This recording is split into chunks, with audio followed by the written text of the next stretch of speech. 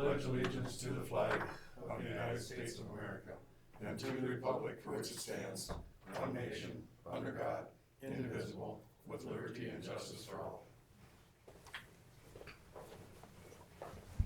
Good morning, everyone. Morning.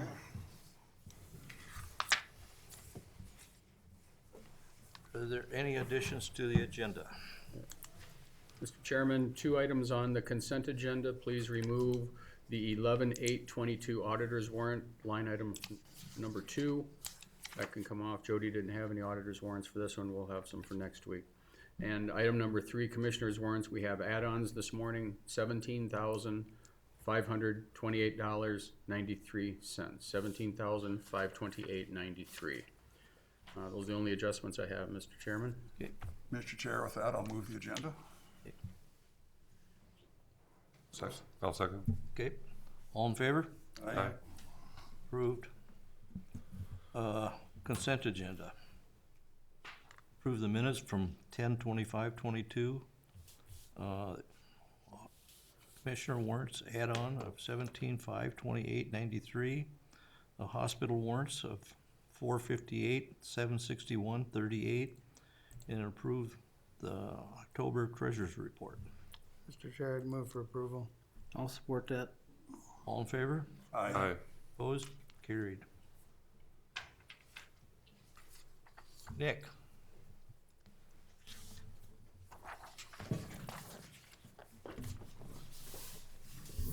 Good morning. Morning, Nick.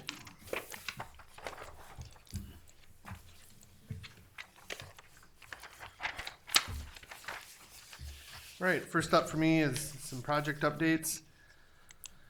That second project down, 2021 box culverts contract number 4. I have on agenda for later to approve the final payment for that, so that project's complete. Next update would be for Evans Farm Drainage, the centerline tile project. I have on the agenda to approve final payment for that today. Then our 2023 box culvert contract number 1, we have a bid opening scheduled for December 13th.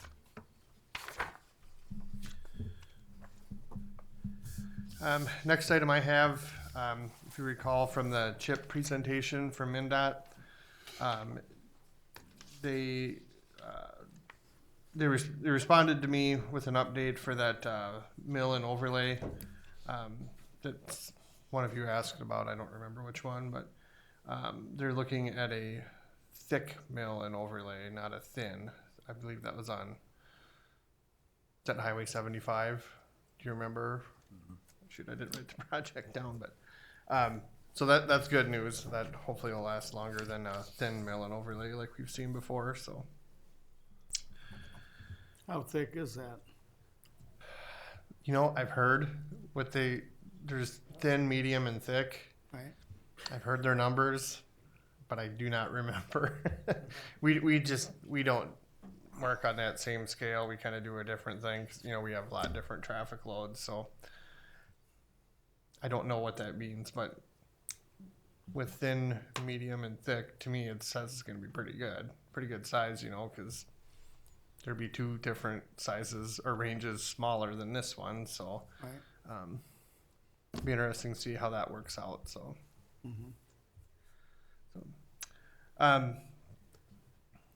so next item I have would be to approve the County Road 18 box culvert final payment to R&G Construction out of Marshall in the amount of $43,481.92. We also request to pay that as an auditor warrant. As you will see, it came in a little under the bid opening price. I looked through all the quantities. I didn't see anything that really jumped out at me. It's kind of the main items we usually see under run. We'll include in the plans that the contractor has to do the fence, but then a lot of times if the landowners have time, they do it themselves, so it's done exactly how they want it done. So then we withhold that payment from the contractor. So that's part of the underrun.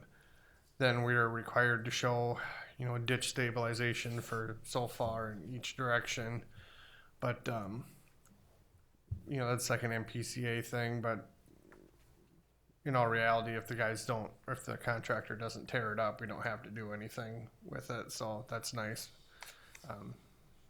They don't have to take the time restoring it, and then, we don't have to pay for the erosion control either, so, that underran on a few of these projects, so that's always good news,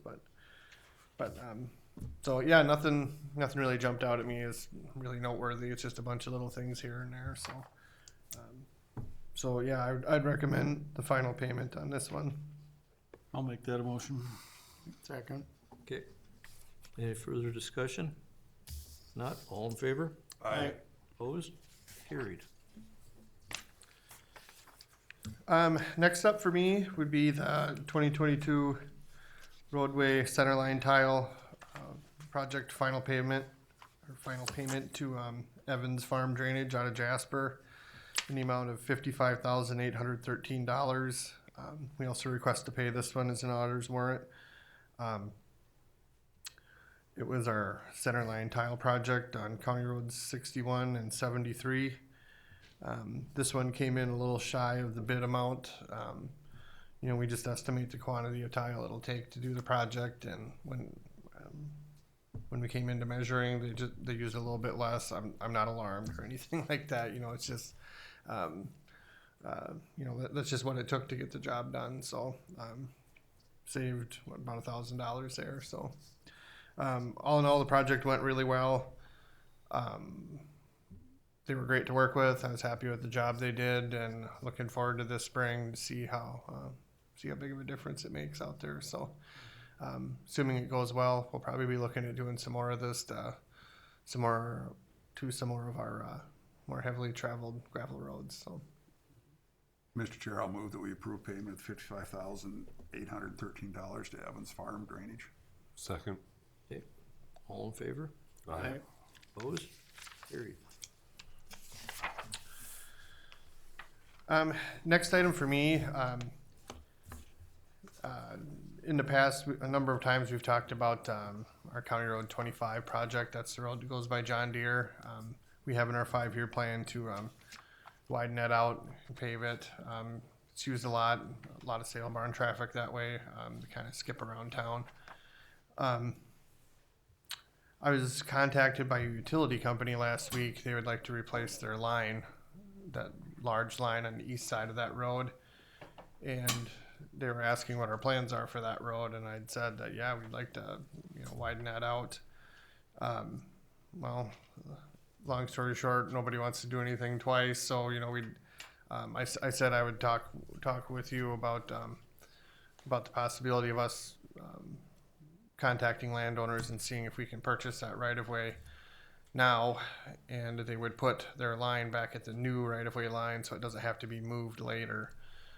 Because that's a big line, and I'm sure that'd be crazy expensive to move it later. So it probably can't all go back at the new right-of-way line, because that substation's kind of stuck where it's at on the corner. So it might have to veer around a couple things, but for the most part, we'd have it moved or have it installed where the new property line would be. So this project is in our 5-year plan. It would just be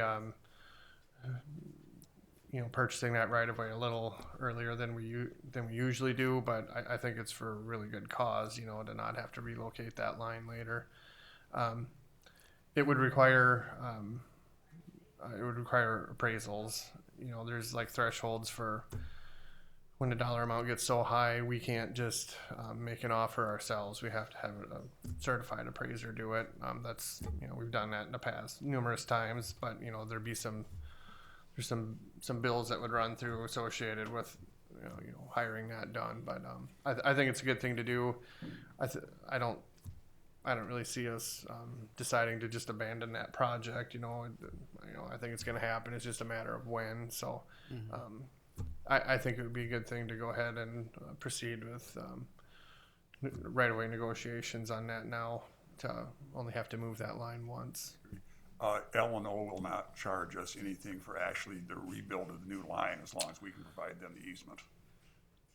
Yeah, they never talked about charging us. You know, to me, like, well, if they're rebuilding their line, what's it matter Right. where it goes? So, I'd make that assumption. Yeah, We're just talking just the 1 mile then up to Highway 30, south of Highway 30, that minimum maintenance road, that's not ours anyway.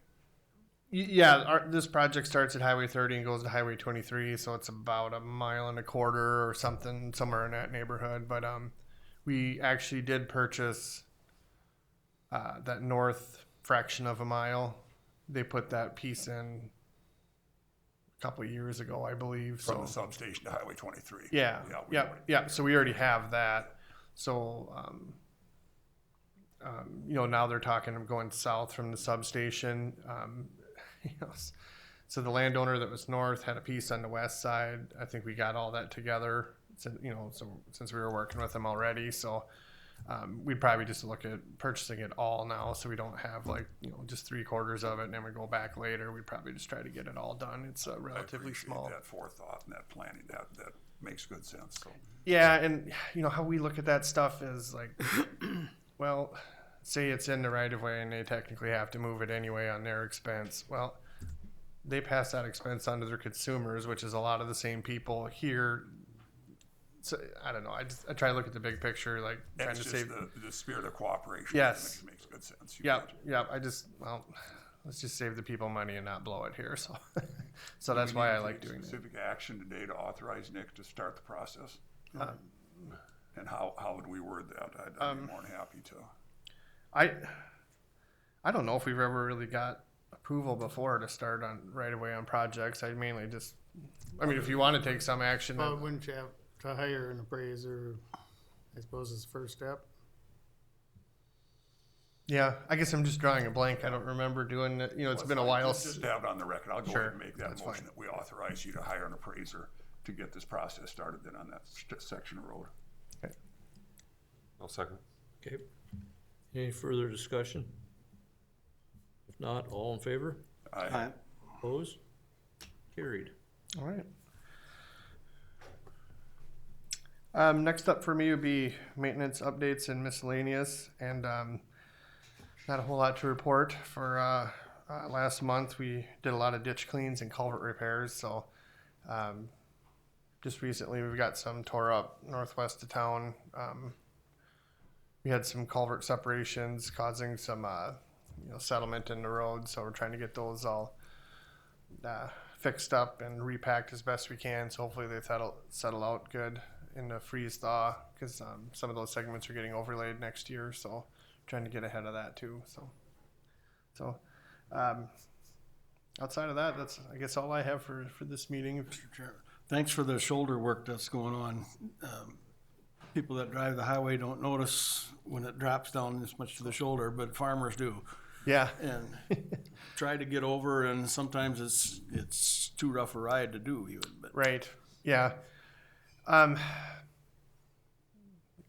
your guys have been doing it themselves, it looked like. Yeah, so. it's easy to forget about that stuff, or it's easy for people to not notice when it's needed. You know, maybe in the future we'd want to look at a better shouldering machine or something where we could get more done. You know, so I mean, certainly let me know if you guys hear get a lot of complaints on shoulders. You know, maybe we'd want to try to up our effort on that, because we have a smaller machine now. Works good for the little jobs, but if we wanted to get more into doing that, we might want to look at a larger machine that mounts on a payloader or a blade or something like that. But yeah, they get away from you in a quick hurry. So On that same vein of thank yous, we had talked about a sign, one of the street signs on the north end of the county that was missing. And that individual up there brought to my attention, he says he was very appreciative that you guys got out there right Oh, away and got okay. it put back up. That was very nice. yeah, I don't know. Sometimes people assume that we drive every road every day and see this stuff, but not always the case. So if there's ever an issue like that, you know, let us know, and we'll can't say we'll necessarily be there right away, because you know there's a priority list. You know, sometimes obviously stop sign we'll get there right away. You know, stop or yield, but Well, he specifically thanked us for getting Sure. that taken care of right Yeah, away. no That was very problem. nice. yep. There are quite a few that are pretty faded out though. Yep, there are. There's a large number of road signs that are faded out too. I've heard outside the box ideas on those, like, well, how needed are they with GPS on most people's phones now? You know, and like, well, I'm not saying to get rid of them, but it's an interesting thought. So You gotta have them. yeah. So we haven't. I think we quit replacing a couple of ours, like on the low volume traffic or low volume gravel roads, but you know they're all on the paved yet. But there's some in really poor shape out there. Yeah, we're aware of that, but yeah, sometimes it's hard to come up with the manpower, especially lately. We're pretty short staffed, so. Any other questions for Nick? So Chairman, just one, if you're ever going to redo the green intersection signs that have the roads on them, put the county road number and the street number on them. I see Lyon County's moving to that, and other counties, Lincoln County did that too. If you're ever gonna do that, if you had like CR up in the corner and white and green, and then the rest of it was green and white. Yeah, didn't we talk about that at the committee meeting? Like, I think we have a lot. as they go bad, we were gonna, when we have to restock, to replace them with that style. Do you guys remember Yeah, by I chance? remember that. Yeah. Okay. Yeah, that's how I thought of it. But yeah, Yeah, just as our current ones, when they run out and we start replacing them, we'll do that. Maybe that would eliminate the use or need for some of those road markers in the ditch, you know, and that's always nice. Ditches get mowed better and one less thing for people to hit. So, well, you can get hurt pretty bad with it hitting the sign, you know, so. oh, yeah. So like if we can get that stuff out of there. Like, there are so many signs and reflectors and poles and ditches everywhere you drive anymore. If somebody Yep. goes off the road, they're just like, Yeah. and it skewer those. It's Yep. like, there's everywhere now, it seems like. They have Yeah. a sign for everything. Yeah, that's, if you recall the term, I think it's unsupported signs. Mm-hmm. I think that was that kind of came out when Dave was still here. I think he talked with the board about, MnDOT did a large study on the number of signs that they've shown to have no effect on drivers anymore. So they're saying don't even put them up because, you know, that's just another hazard for somebody to hit when they go off the road. So yeah, I believe we have that in policy on the server. So, all right. Okay, well, thank you, Nick. Yeah. Well, Thank you. I'm gonna hang around. I've got a committee meeting after this one. So We'll let you. come up with something, I'll be here. I can come back up.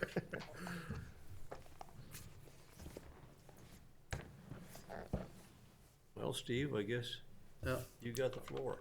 All right. I'm filling in for Wayne today. Wayne is out ill today, so I've got the bids for the carpet for the courthouse. We have bids you have in front of you. We have one from Vanderstoop Furniture, came in at 85, 288.71, and that is without Kathy's office, but obviously her office needs to be carpeted too. So, and then we had one from Rustad's, and I have highlighted and circled, or at 75,000 and plus 2,700, so we're at 77.7 for the total carpeting job. And what you see on the floor in front of you, the darker colored one is what we're looking at. The lighter colored one just is gonna be too light for here. Yeah. So virtually everything in the courthouse that has this color of carpet in now, which was put in the 95, 96 remodeling, will be replaced and removed. Stairs, all the common areas, that will all go away, and we'll have carpet squares in there now. These are the same squares they use in major metropolitan airports across the country, so it's a very hard, durable carpet. So it's the same, whether it's Vanderstoop or Rustad, it's the same material, same company, same everything. So we're getting an apples to apples quote on this. The only areas we're not planning on doing, the commissioner's room. This carpet will last forever down here. We just don't get the traffic. Community room will not be done, my office will not be done, and Bill's office will not be done, but Kathy's has suffered some water damage over the years from up above in the jail area, and there's some areas that are kind of rippling. That's not a good thing, so hers would be replaced. So, and Rustad's will do this nights, weekends, some areas they can do during the day, they will, but they'll work around our schedule. So the recommendation would be to go with the bid of Rustad Flooring Design for $77,700. Mr. Chair, I move for approval. I will second. I do have one question though, just for clarification. So Yes. Vanderstoop's estimate in her bid, what would that be with Kathy's office added to it? Did we get that figure?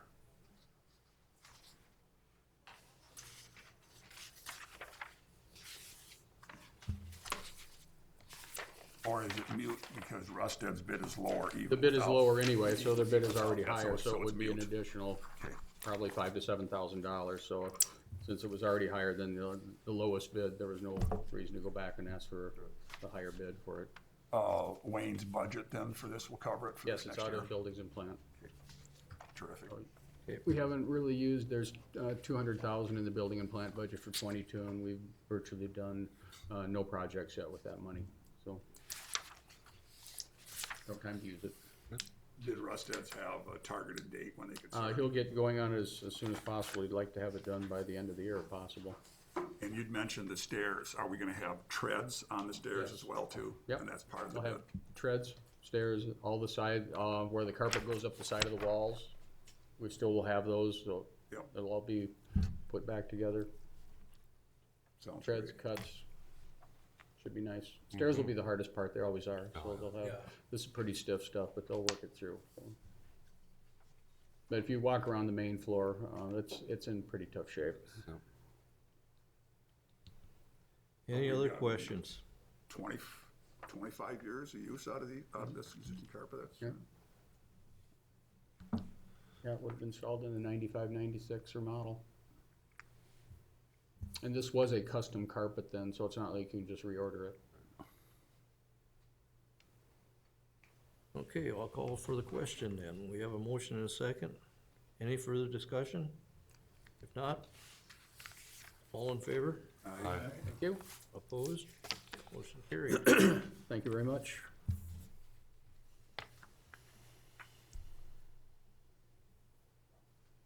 Personnel, Mr. Chairman?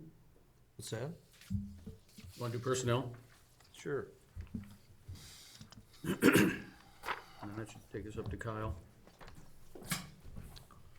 Morning. Morning. Morning, Kathy. A few things this morning. First one I'm gonna get out of the way is Lucas Eichen's highway maintenance worker is resigning effective November 18th. So I would be seeking approval of his resignation. Okay. Mr. Chair, I'll move that we accept his resignation. Is there a second? Second. All in favor? Aye. Opposed? Carried. Who was that? I missed the name. Lucas Eichens. He reports to the Pipestone shop, so we are still advertising and looking for highway maintenance workers currently. So the next item I have is the letter of agreement between AFSCME and Pipestone County. I am not ready to seek approval on this yet because the union hasn't gotten back to me on it yet, but I can just give you guys an update that this was presented to the union. I don't know that they've voted on it yet, but once they get it back, this will come back to the board for full approval for the additional shift differential for the intermittent maintenance foreman. So that can be tabled till a later meeting.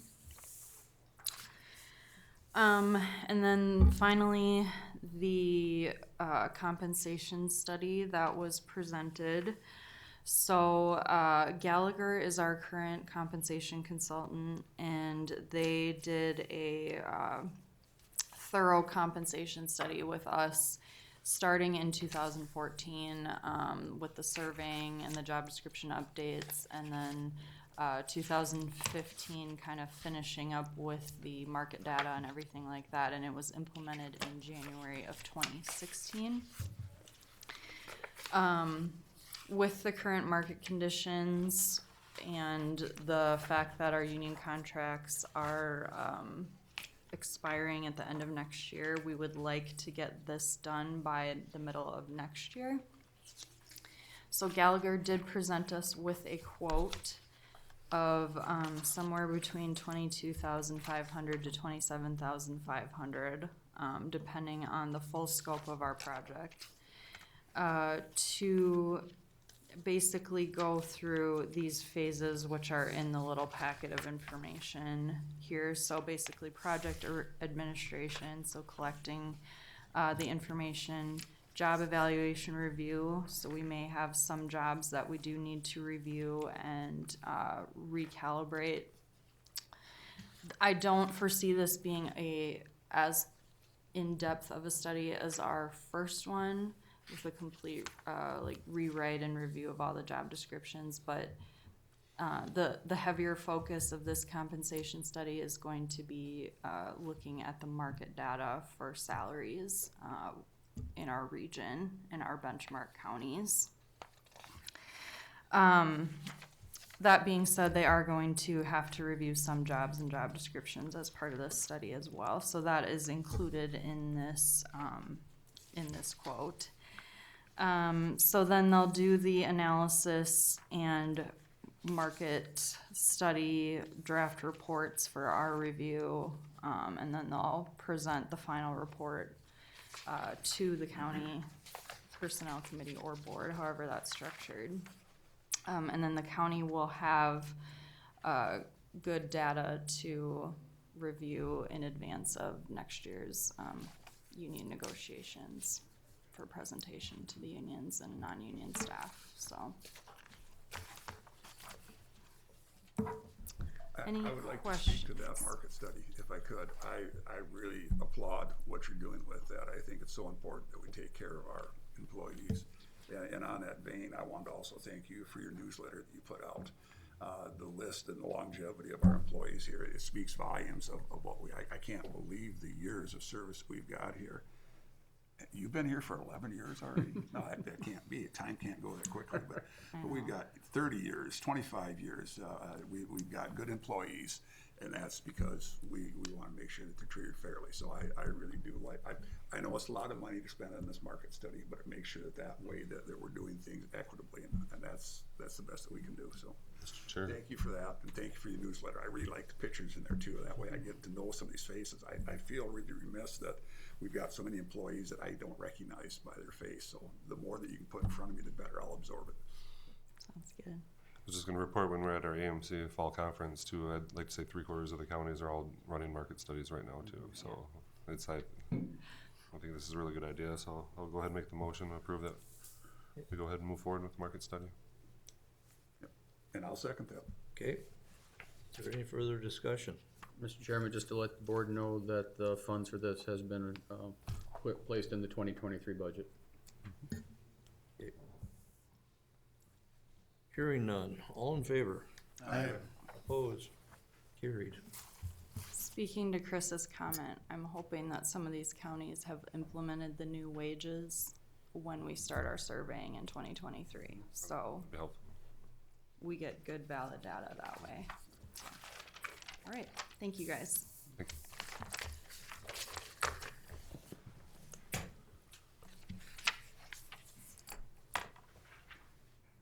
Steve, you want to go ahead with the ARP funding? Sure. Mr. Chairman, at the back of your packets, you all have copies of my request. And what is bringing this forward is, we talked early on when we got ARPA money, and commissioners have been bringing forth to me ideas for their cities that they represent, talking about capital projects they want to do. We've heard talk about a fire truck in Ruthven, water tower work in Holland, water system and sewer system needs down in Trotsky. Hatfield has called me requesting if we have funds for new water meters to help them with those types of things too. So looking through our balance and thinking about what we could do, I wanted to bring forth the request. We are using quite a bit of the money on ourselves here too. We have a big HVAC project going. If you're hearing hammering and pounding, that's happening right across the building here, so across there. So we're doing that. But I just wanted to bring it to the board to see if the board would be willing to utilize some of our ARPA funds to our small cities, the 9 small cities we have here for capital infrastructure projects. In my information I put down there, Pipestone County in 2021 and 22 received a total of $1,772,619 in federal ARP funds to be used for the standard allowance plan for general government expenditures. Pipestone County desires to share grant funds with the cities in Pipestone County for capital projects. The intent is to use the funds for projects such as roadway improvements, water infrastructure, sewer upgrades, capital equipment, etc. The intent is not to pay debt, salaries, or be transferred to commercial partners. Each city would receive $30,000. The county would require proof of expenditure and provided funds for audit purposes. A couple counties around us have done similar projects. Rock County did one, Nobles County did one, and I'm sure there are others around the state that have done so as well. So to justify this, if you take a look, I do have a spreadsheet on here that I put in there where we're at right now, what our dollars are. It's not lines on it, but we start out with our $1,772,619, and then we have our projects listed that we're working on here, the Johnson Controls, we've done our IT security, we've done our atmosphere projects, the security cameras, we're still working through that, that's just about done. We're just getting going on the Southwest Mental Health Building and the SWCD Extension Building. That price is going to be low, I'll guarantee it right now, because when we did this earlier in the year, we're seeing higher prices of everything that are coming through, so I'm anticipating having to come back and say this project is possibly going to cost us more just because of the time it's taking to get going on it. So, and we do have balance there. We are gonna pay Hometown Fiber $99,950. I'm gonna be coming back next meeting with a request for retention pay for employees, approximately $111,000. Could be a little more, a little less than that. Kathy and I will work through that. And then our local cities allocation of $270. So that does leave us a balance after that of $213,706.61 in the fund right now. That does not include the PILT funding that we talked about 2 weeks ago at the board meeting, which is $50,000 a year. So we would add another $100,000 to that in 23 and 24. We'll get 22 and 23, excuse me, we're getting that. So we'll have another $50,000 next year. We've already gotten the first $50,000. It just came in immediately. So that would bring an available balance for projects to $313,706.61 at this time. But as again, I'm forewarning you that I'm anticipating we will have some extra costs at the Southwest Mental Health Building. The roof is shot. We had that inspected, so we will need a new roof on it. So we'll need funds for that. And this is in my estimation, this is a good place where these funds should come from. So we're not taking out of our levy dollars as well. Absolutely. So maybe you think this is conservative, maybe you think it's too much. 30,000 was a good place to start, I think. If we had extra funds at the end, maybe we could do a second round of them if we have funds available and do it that way. Did not put any money towards townships. The townships generally don't have tons of infrastructure projects. They do road projects. Quite a few of them have good balances and wind power money there as well. So the cities seem to have more infrastructure needs than townships do, you know, other than in some cases roads and gravel. So that's why I recommended the cities. I fully support this, Steve. The one question I have though is because the difference in the size of some of our smaller cities, how do we do this equitably? Is this the most equitable way, just having a flat amount for each one instead of trying to go per capita? Because really their needs are the same. I don't know what the answer is. I think it's equitable that everyone's treated the same. The cities were equitably treated when they got their first round of ARPA money based on their populations. Okay. So you have a list of what they received as well too. So thus, obviously, a city of Pipestone that received 400 and some thousand, getting 30,000 doesn't necessarily go as far as a smaller town, but it's still money they could use. The city of Pipestone just bought a fire truck. They can put money towards that or whatever they want to do for it. It's still money that we can all use. Well, and again, even though the populations are different, their needs are the same. right? Yeah, when it comes to that type of equipment, you don't get a cheaper truck because you're in a small town versus a bigger town. It still costs the same for that truck, so. Mr. Chair, I'd move for approval. Okay, Yep, and I'll second. okay. Any further discussion? Hearing none. All in favor of the motion? Aye. Opposed? Carried. Thank you. You will have some very appreciative cities here. Thank you, Steve, for your work. Yeah. Yeah. They will document it, they will document it back. to Yes, us. yeah, we will have to have invoices and documentation of what they're using it for before the money goes out. Show us the paperwork, show you the money.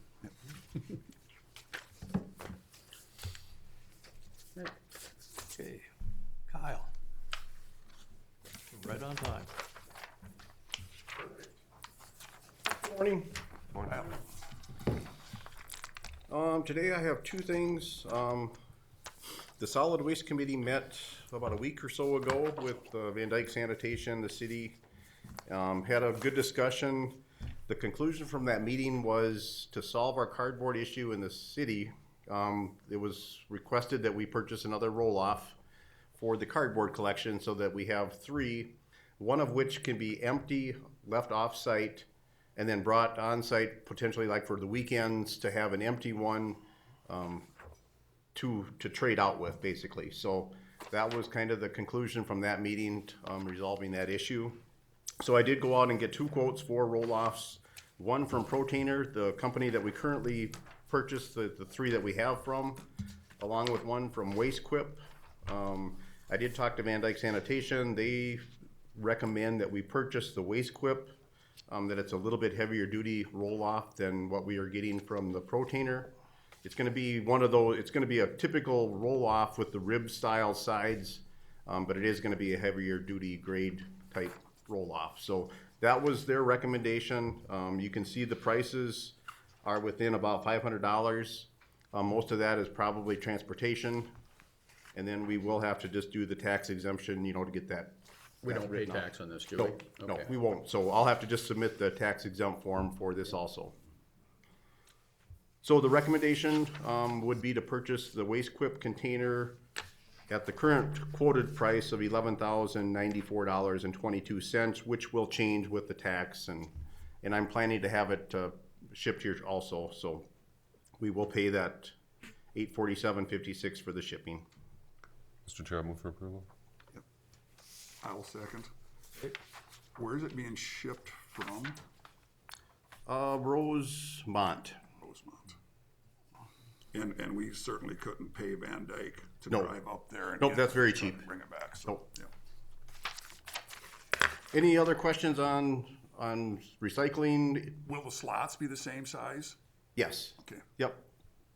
I sent them pictures of what we have, and they were quoting things to be built the same way with the 4-foot slot with the rain hood over top of it on each side. So, and these are 22 footers, so they're going to be 2 feet longer than the current ones that we have. Not that that makes a big difference, but Will We the have a extra, motion. I did have a question. Would the extra one be stored out at Van Dyke's then? For they will store it offsite wherever they choose. Okay. Right. Yeah, we won't leave it at the highway shop there. I don't think it'll likely be at their transfer station outside of town or whatever works best for them. If it's I guess stored we'd there, wanna it'd be handy. Clarify though that if it's at their transfer station, that it still is exclusively used for our recycling cardboard picked up at our building. Right. We don't want it being filled up while it's sitting at their transfer station. No, and I don't expect that. I mean, with the slotted container, it's not like you can really utilize it for anything other than just cardboard. And it's likely they'll take the full one and put it there also until they can, because Slayton only accepts the material on certain days. So if they pick up a full one on Friday, replace it with the empty one, they'll place that full one at their transfer station or wherever works for them until probably the next Tuesday when they can dump it in Slayton. Just so that they don't have the concept that they can use that to put cardboard in at their transfer station. That's not the purpose of it. I guess that's their option if they wanted to. I wouldn't have a problem with it.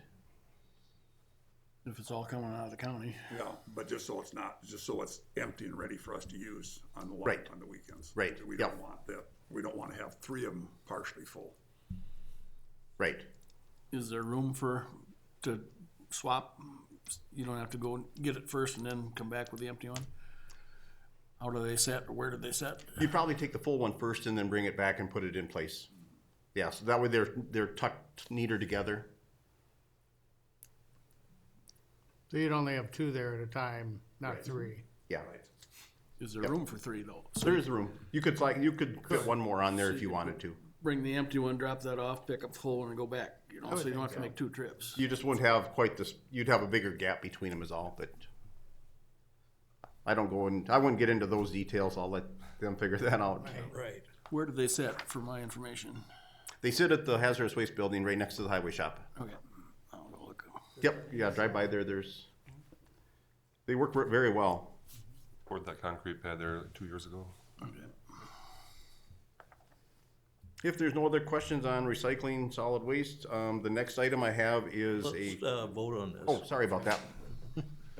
Are there any further discussion? Okay, all in favor? Aye. Opposed? Carried. Now you can go ahead. Okay. And you all should have received a letter from DG Minnesota CS2 LLC. They are the proposers of the Green Arrow Solar Project. I did include a map so that everybody could recall where it's located at, just west of Coburn's. And they are requesting another extension to the conditional use permit that was granted in 21, I believe is when it was. And then we did extend this last January 25th for a year, and now they're requesting another extension just due to delays with Excel and getting their interconnect. They're still fully committed to doing this project. That's my understanding, is that it's still fully intended to be installed as planned. It's just being delayed. Were they able to give you any information as far as how long the XL delay is gonna push them back? Are we gonna have to do this again another year? Or? Just what's stated in the letter, that it's being pushed back. Their anticipated construction is mid to late 23. They're saying supply chain issues have also pushed the large equipment orders out, so I think there's a multitude of issues Right. of which they likely have no control over. I don't see any downside at all to us extending this conditional use. No, if we did not extend it, I could see them just reapplying for another conditional use permit and just going through the same process again, which would not make a lot of sense. Anything we can do to help facilitate this makes perfect sense. Entertain a motion to approve that. I'll move that we approve the conditional use permit extension. Second. Okay, all in favor? Aye. Opposed? Carried. Okay, thank you, that's all I've got. Thank you, Kyle. Chairman, before Kyle goes, if I can, I'd just like to say that I thought the recycling meeting we had a week ago was very, very productive. I thought a lot of the issues, or non-issues, were brought up, and noting that when something gets put on Facebook, things sometimes get blown out of proportion. And I think it was a very good sit down. Everyone came together and talked about their wants, their needs, what's going on, the future of recycling. It was nice to have Steve Schultz there to give the information that they had when Boy Scouts were doing it, and use that for, data that they had and how they were able to do it. I thought it was very productive, and Also appreciate Jeff Jones and Mike Bloomingdale being there as everybody well, was too. in the Yeah. business, and it was, the letter that was presented that was the city had provided. It was not true what was said on Facebook, that the city was getting out of recycling cardboard. They're still recycling cardboard, but they're looking at a small fee that would go to their customers to do it. So they are not getting out of it. So it's not everything you see out there is necessarily true, but it was a good meeting. I'm glad it happened. And again, the key in anything is communication. So that was nice Yes. to have everybody there and we communicated and got it resolved. And came up with a very, very common sense approach to this. Very simple, yeah. Yeah, we will be starting to meet probably in January as a committee with discussing the future contract. The current one will expire the end of 23. And I did also just receive a letter from Millennium They're going through some changes right now. They're replacing equipment within the facility. They're still accepting material while they're replacing all their interior infrastructure, but they are also, as of January, adjusting their pricing for the facility.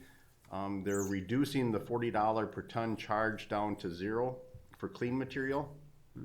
So it's kind of opposite of what you would think. You think you put in new equipment, the price is gonna go up.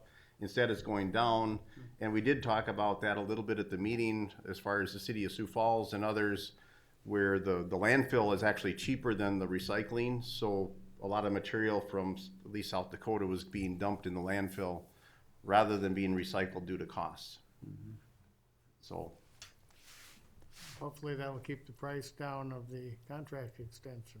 right, that would be, it's a positive, so yes.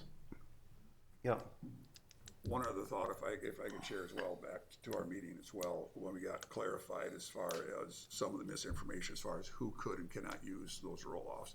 I wonder if it'd be appropriate to go ahead and just add that to our website, just put a little blip in there, just to make sure everybody understands that clearly. just that it's open for all uses. Exactly, yep, because there had been some confusion out there as far as who was allowed to use it, so if we can use that medium that we've got, our website. Like I said, you don't want to make a big issue, big splash out of it, but just a notation in there just to clarify that Yep. misinformation. I think it kind of does already reference to that extent, but I'll confirm that, and if not, we'll add that, so, yes. That'd be great, thank you, Kyle. Yep, because it was, yeah, Dan was adamant about, relaying that and getting confirmation from Van Dykes and everyone else that it's able to be used by business and city people, rural people, all can use the roll-off, so. And as far as Edgerton, Dallas, have you heard everything working fine there with cardboard? Do you see problems?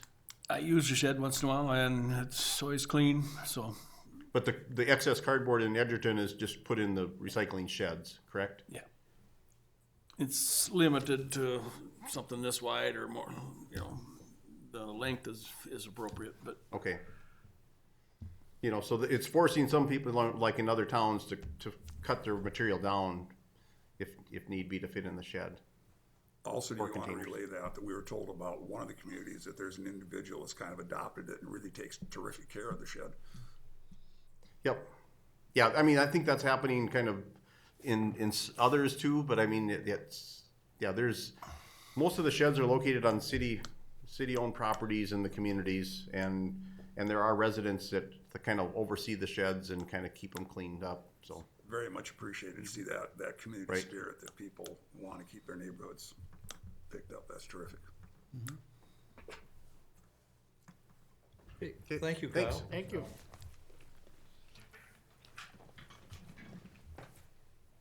Do you have anything else before we start committee reports?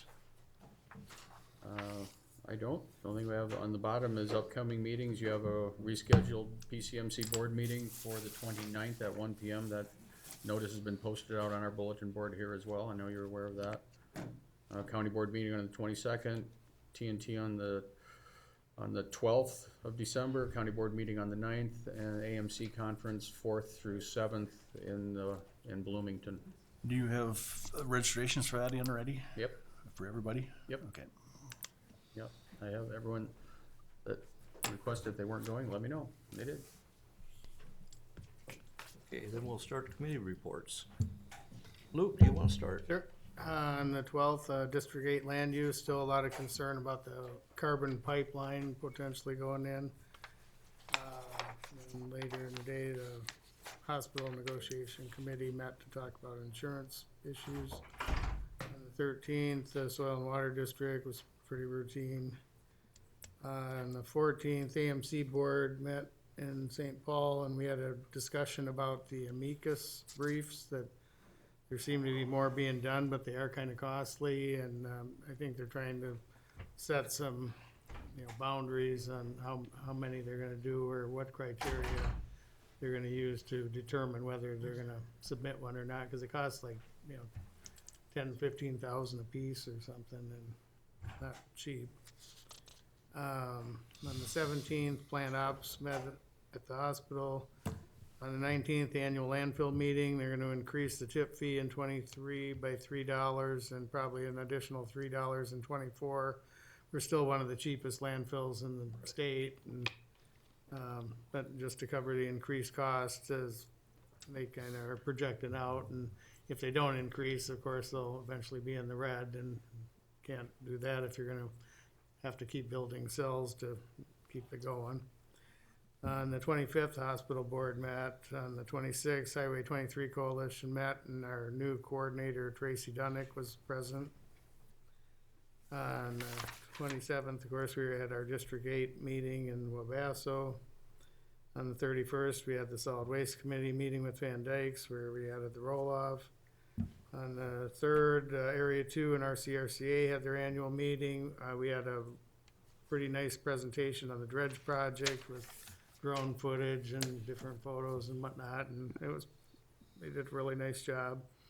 And I was able to spend a great deal of time with Senator Weber and Senator James and Representative Torkelson.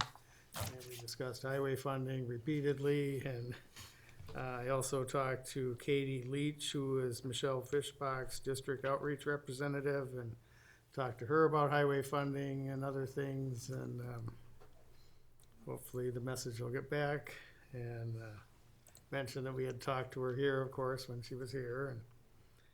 And then yesterday, MRC approved the AMC contract through year end to fill in, since Dan's contract is gonna expire on the 13th. And then until we get a new director hired, and next Monday, we're scheduled to meet in Alexandria to interview the last 3 firms and hopefully make a selection that day to have new direction there. And then Highway 23 Project Committee met yesterday afternoon, just by Zoom. We did a deeper dive on the issues for the preferred route study from Foley to Mora, and we're told that they have approved a route study of Highway 65, which runs jointly with 23 through a portion of Mora. So they're at least looking at a small portion of it currently, or they will be soon. And then I was also at the Ruth Lynn City Council last night, and Mike Heyman was also there, and talked about, various issues they had, or, that the city had. That's all I have. Chris? I had a pretty light month due to a couple canceled meetings, so I didn't have anything till the 24th when I had CPT up in Morris. They finalized the purchase of the Morris Electronics building. They've shared that building since they started. Since Chad left and built a new building, they bought the rest of it. It's all open floor space. It's a clear span space, so they don't have to there's no walls they have to take down or anything like that. So they can, future ideas to build a boardroom there and stuff, so we don't have to rent to do our board meetings and stuff like that. So that was really, they bought for, I believe it was $250,000. So, and instead of giving counties a kickback of their $2.4 million, they decided to invest $900,000 into various term investments for now, just to have that money for a rainy day. If anything bad did happen, they could always pull that money back out rather than just trying to pay the counties off right away. Do they use the Magic Fund? They had not been up until, because the information they were getting from Stevens County was, oh no, we can't get a hold of anybody from Magic, but then I think 3 or 4 commissioners there are on the board. They're like, no, we can get you in on that. That was the time. So yes, that's one of the investments that they're looking to get into. Their is rates are Magic. really attractive right now. More so than almost any right now. Yep. And that was brought up in discussion. They did not have that information, but it was clear after the meeting. Good. And also, Chris, talking about paying it back to the counties and so forth, the counties already have been paid back a large Very proportion large. of what they've already invested. So we're ahead of schedule, ahead of what the anticipated payback was already. Absolutely, and that's why just more financial stability was kind of the thought process right now. Just having those investments there, making money, and also if anything major could or would happen. So they're also adding 2 more interns. Their new development lead who took over for Mike actually started as an intern there from Morris, coming out of Morris there, and actually over half their staff now have started from as interns. So it's been a really good program working for them. Sibley County also took on a new contract. Now they're not a partner of in the joint powers. They're just a new contract. So they're continuing to look at new contracts. Less and less counties are trying to get in with it. So, and then they didn't budget for it, but there's discussion that will come up in 2023 of adding a new position, which would be an outreach position. That this person would go and spend a week at every county building. Go spend a day with IT, spend a day with HR, spend a day with whatever, so they can better communicate Right. per count. Because every county's needs are different, but we all have problems with how everything's going to the top. So that's kind of the position that they're going to look into as an outreach position, because that can clear up a lot of those snags. So, but that wasn't budgeted for again. We'll talk about that later down the road. So, but that was it as far as CPT. We're going to meet later this month, and it's going to be a pretty big one. So. Probably a 2-3 hour meeting. So, and then other than that, I had the AMC district, the fall district meeting. So, and the PCMC meetings and board meetings. So, Okay, thank you. Dan? On the 6th, Les and I went to our Prime West meeting in Alexandria again, and again, as you all participated in that, then earlier this week as well too, you got a good understanding of where we're at with the expansion counties and where we're at with the lawsuit and so forth. So. Then on the 11th, went back up again for the Quality Control Committee that I sit on for Prime West. Again, talked about some of the procedures and so forth that now are authorized, some of the nuances of the change. That quality control, very similar to what, Chris, you and I do for the hospital quality control too. It's very, very similar. Then on the 12th, on the 11th, no, I talked about quality control on the 11th. On the 12th, then we had a wind energy equity forum. Spent 2 days with that forum talking about where we need to get transmission lines and so forth, and how, and the equity part, they're talking nationwide of underprivileged areas don't necessarily see the same development, and whether or not there has anything to do with the ethnicity of the groups or so forth. I know they talk about some of the Native American areas, that they don't really have the same resources. They've got the same natural resources, but they don't have the same development of the wind energy resources there. So that was an interesting view of that. Then on the 14th, I had my Southwest 18 Mental Health Consortium. This happened to be in Redwood Falls this time. It's our annual meeting. Had some speakers that came in and talked about some of the issues. And then when we had our meeting after that, we had the annual meeting, and we had our county meeting with that. And as you know from, again, the discussion we had at Prime West, that there is the issue with DHS not making timely payments, but where it really came to be an acute issue for Health and Human Service, or excuse me, for Southwest Mental Health, was the grants that we work with. We have to have the grant spent all the way down to zero at the end of the year, but we can't have any type of reserve to carry us over. Years ago, we had a reserve fund that we could use for that interim period, but that reserve fund has been used up. And we can't borrow money to get us through that delay in payment from DHS, because interest payments and so forth wouldn't be an allowable expense. So the discussion was whether or not we go to each individual county of that 18 consortium and ask for a short-term loan or not. Well, we thought to get that done would be very difficult to organize 18 counties that quickly. So it was brought up that perhaps Prime West, through their community reinvestment grant, would be a good opportunity for that. So again, as you know from the meeting this week, that Prime West did agree to that. It was very nice of them to step up. So it's going to be just a short-term loan type thing. Once the Southwest 18 Mental Health Consortium gets their funding, then their delayed funding from DHS, then they'll go ahead and pay that no-interest loan back to Prime West. And again, it's just one more illustration of how important Prime West is for all of the counties, and now with the expansion counties coming on board, it just helps illustrate how they really are there for the needs. Then on the 17th, I had my Southwest Minnesota Opportunity Council meeting in Worthington, and we welcomed on board then our new director, then Amna.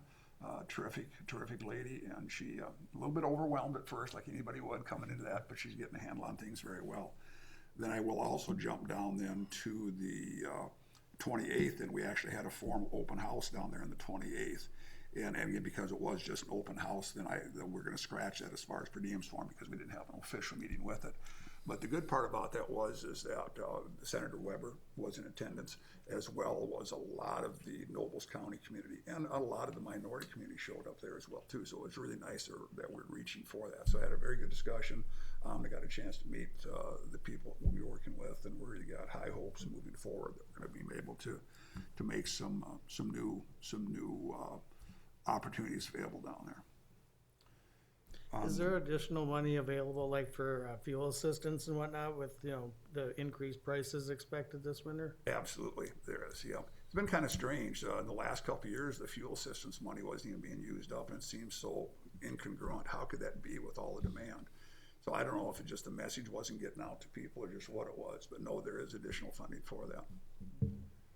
Another area that we're working on right now, and it's very early in the discussions, but when, especially immigrant families, when they come into the community, they don't have any idea of who's on first. So one of the concepts being discussed both with the Nobles County and then also the city of Worthington is some type of a resource center, because the agency room itself, the agency building has physically got room where that main not cafeteria, but where that lunchroom and boardroom kind of combination when you first come in the building. So we're looking at possibly working in conjunction with the federal government and the state with some grant money, and working with some of the various representatives, legislators on that federal and state level to get additional funding to be able to provide this type of resource. I know one of the ideas, they'd thrown out the word welcome center. Let's have a welcome center. And I reminded them of the welcome center in Worthington from 20 years ago that failed. I said, I don't know if you want to use that term, welcome center. It's more of a resource center. So kind of, it's like I said, very early stages of that, but it'll be interesting to see how that does evolve. Then on the 19th, we had our Southwest Health and Human Services up in Marshall. Regular meeting. One of the areas, of course, recruitment. In fact, you guys may have noticed on the radio, there's actually an ad for a community health nurse for both Pipestone and Lincoln, I believe it was. Or was it Lion? They filled the community health for Pipestone, didn't they? The radio ad I heard just yesterday still said they were open, but I don't remember. They did fill a position. Was it the community health? I thought it was. Okay. Yeah, I think you're right. Also looking at, what were some of the other issues we talked about with that meeting? They talked a little bit about mental health. Yep. That was, otherwise it's pretty much straightforward. Pretty standard one. Yep. Yeah. Then on the following day, then on the 20th, I had our Casey Jones meeting over in Slayton, working with the various representatives again, trying to again promote that development of the trail. So Have you heard yet when they're gonna do that pave into Woodstock? That last 2 miles going into Woodstock, it's at grade and it's supposed to be done this year. Well, this year is kind of, we're thinking the same thing. Well, what's going on? Why hasn't that been done? So I don't know, again, everybody loves to use the excuse supply chain. I don't know where it's at. So I don't see that getting done anymore this Not year. now. Right. On the 24th, then had a Minnesota Rural Energy Board meeting involved with Southwest CERTS. It's a strategic planning. Again, CERTS is the renewable energy part of community economic development through the CERTS strategic planning. On the 24th, I was back over to Slayton then for an ACE meeting. Again, ACE is that group that we just re-entered. Everybody is so welcoming. They're glad to see us back there after this many, many years of absentee. And again, ACE stands for Advocate, Connect, and Educate. In fact, their director then, Michelle, try to pronounce her last name, Baumenhofer. Pretty close. I apologize for messing it up. She's going to be here tomorrow. As we talked before, that we're going to supply them an office once we get the building done over there. But in the meantime, we've got the office here that we use for passports and Prime West have been in. So they're going to use that for their office in the meantime. She has got interviews set up for tomorrow, so she'll be doing interviews in the community room, and she'll be here to take a look at that office and get a good start on that. I believe she's got already 4, maybe even 5 viable candidates that she'll be interviewing, so it's looking good. That's going to be basically a part-time position. Was it 20 hours? 30. 30 hours, yep. And again, the agreement, we have to supply an office and so forth,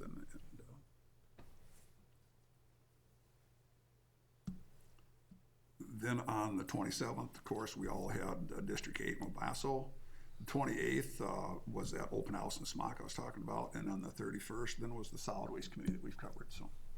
Thank you, guys. Dallas. Okay, first regular meeting on the 11th. The 19th was a Plum Creek meeting.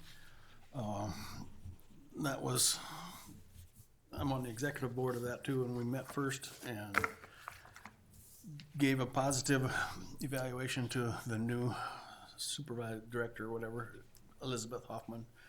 And she has been stuffed headfirst into the Minders Library deal. Most of the meeting was pretty regular until we got to the Plum Creek Library thing. And it's a good thing that there are people from 9 different counties with lots of different perspectives. Because I went into that meeting with one opinion and I came out with a different one. So the school has a agreement signed, they're made up. It's not signed yet as of the one at least last I've heard.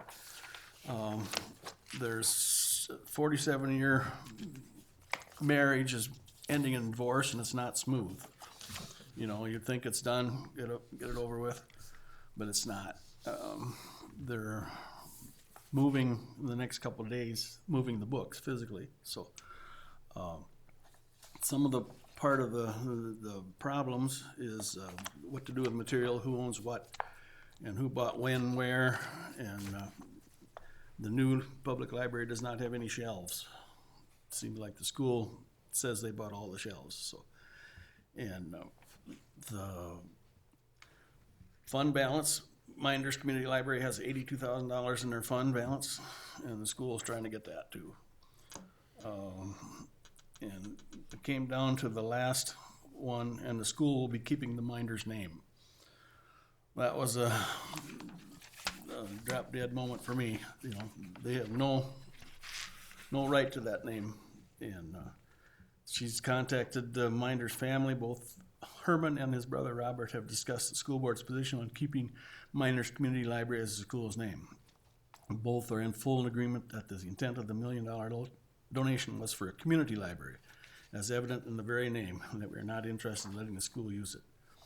So they're fighting over the name now, and it's a good thing that it's finally done, and now the school wants to get back into the Plum Creek in the school portion of that, how they work it.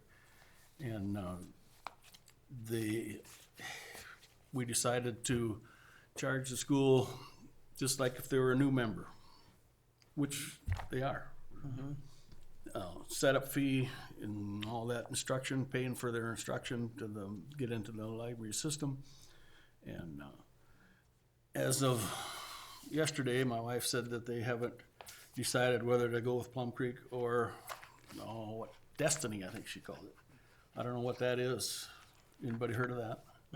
No, nobody else has either. So Dallas, I'm confused because I thought that it had to be a community library to be part of Plum Creek, is what I had always been told. there's lots of schools that are part of Plum Creek. There is. But you get a much lower level of service. You don't get, Elizabeth explained it all. And you pay additional fees to have that minimal service. Edgerton has a Edgerton Public Library, and the school is a part of Plum Creek also. And they have a different person that's head of, like in Edgerton, it's Kirsten Groen. She's and there has to be trained in computer system of Plum Creek, so you know how to run it and know what to do. But so as of now, it's still fighting over it, but there's got to be some way to get through to the school board that they're being unreasonable, and I don't know how to do that. But the reason I changed my opinion during the meeting is that one of the ladies brought up, well, we got to help the kids. Okay, bring up the kids. And then another lady was school teacher at, Redwood, I think. And she said, I'm the high school English teacher and I'm the speech coach. And she said, we use Plum Creek phenomenally for those two programs. And you can't have Pipestone out of that loop. So I actually made the motion to allow them back in. I figured I better do that, so, and it was approved. But now if they don't wanna come back in, that's all right too for me. But- So that was the 25th, this regular meeting, 27th was up at AMC district meeting, so that's my report. Okay, thank you. Well, on the 3rd of October, Steve and I met with the leadership team from Southwest Health and Human Services to start covering some of the bases for our mental health in Pipestone County. And working with the vendors that we have in the county, along with the hospital, Senior Linkage, and Sarah Ackerman with Western Mental Health. We got an email yesterday that the leadership team on Monday met with Sarah. She wanted $253,000. Steve interpreted it as one way, I interpreted it another way. So We need to confirm, we're gonna get it confirmed. confirm whether it's an additional appropriation or if it's an appropriation that's already what would What- be paying for what would- Southwest Mental Health. Yeah. I figured it was what was going to Southwest Mental Health she wants. Steve took it as she wanted the additional 250, so we'd be no better than if we'd have stayed. We'll confirm that. And then on the 5th, Dan and I had a meeting with Magellan Pipeline, Yes, I forgot about that one. Thank you. and can't talk a lot about it, but we had a meeting with them. I think it is fair to say, though, that they have every intention of maintaining the line Rerouting it. Rerouting. on some form. And the line is officially shut down now as of the 1st of October, I think. is Yep, when- 1st of October, they shut it down. So they are in the process of continuing. It's just the details need to be worked out. Then on the 6th, we had Prime West. And on the 11th, Commissioners meeting, the 12th, Southwest Mental Health. And then also, Luke and I had an insurance meeting at the hospital. Then on 13th, Soil and Water. 17th, we had Plan Ops. 19th, Health and Human Services. 25th, Board meeting and Hospital Board. On the 26th, had a Radio Board Executive Committee meeting. That was it for my month, What was the date of that Magellan meeting again? the 5th. The 5th. I had missed that.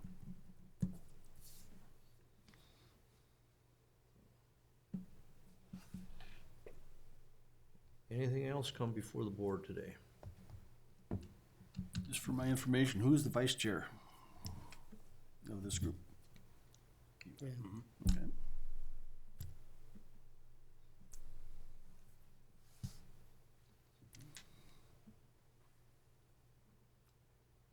Move to adjourn. We stand adjourned.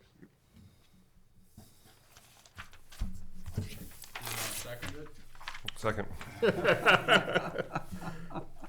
Thank you. Keep the meeting going forever. Thank you. 10:14. Thank you.